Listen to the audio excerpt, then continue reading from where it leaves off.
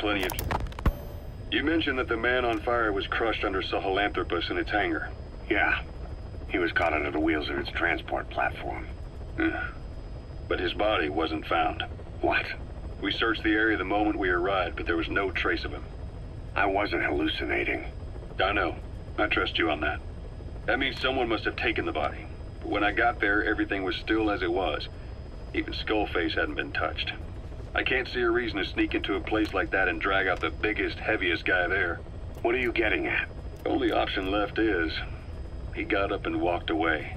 That platform ran him over. Just ran him over. You're saying that's not enough? I don't want to believe it, but maybe not. He shrugs off bullets, even rocket strikes. There's no reason to think that would finish him. It seems ridiculous, but I'll start gathering eyewitness accounts just in case. If you dig up anything concrete, I want to know.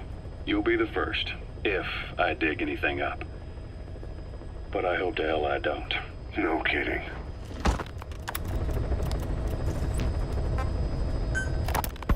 Volgin, the GRU colonel, was burned alive with the Shagohod during Operation Snake Eater 20 years ago. Despite suffering severe burns to his entire body, he still clung to life. After you left Seleniarsk, Volgin's body was taken to a research institute in the outskirts of Moscow. But modern medicine couldn't explain why he was still alive. Not that the colonel was any ordinary man to begin with. That constant electric current he had running through his body that he could unleash at will. To be honest, I was always uncomfortable around him. Thought I might get electrocuted just by standing nearby. The institute studying him was tasked with investigating and developing human paranormal abilities. The comatose Volgin was used to further the Soviet Union's research into such abilities. But not long ago, the facility burned to the ground. And Volgin's body was never found among the rubble, even though the fire started in the room where they were keeping him. This occurred at around the same time you woke up. If Skullface was right, and a thirst for revenge can turn a man into a demon and keep the dead alive, then this man on fire who's been coming after us ever since you woke up, well, that just might be what's left of our old friend Volgin. It's not over yet. Back in '64, in Seleniarsk, you brought his plans for a utopia down in flames. That grudge is what's keeping him alive. The day the research facility holding Volgin burned down, a Soviet jumbo passenger jet happened to crash nearby, far away to the north of that hospital in Cyprus. On board the plane was a young boy who was being studied at the same facility. The plane fell to Earth from over 8,000 feet, but the boy's body was the only one not recovered. At almost exactly the same time as the crash, Volgin awoke in that facility. According to the Research Institute's documents, the gifts this boy demonstrated included psychokinesis and telepathy. To protect his mind from being inundated with other people's thoughts, he always wore a kind of gas mask. A rudimentary form of psychic insulation, apparently. We don't know where this boy is, but if Skullface is connected to him, we may cross paths with him yet. This boy is part of a new age where nothing we understand about the world makes sense anymore. Don't let your guard down.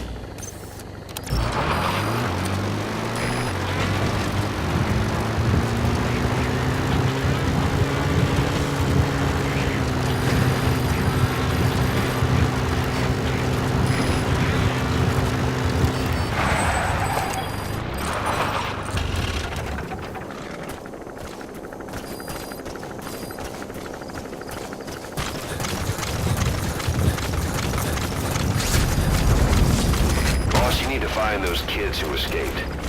Fighting's still the only way of life they know. If we don't bring them back, they'll just end up getting killed.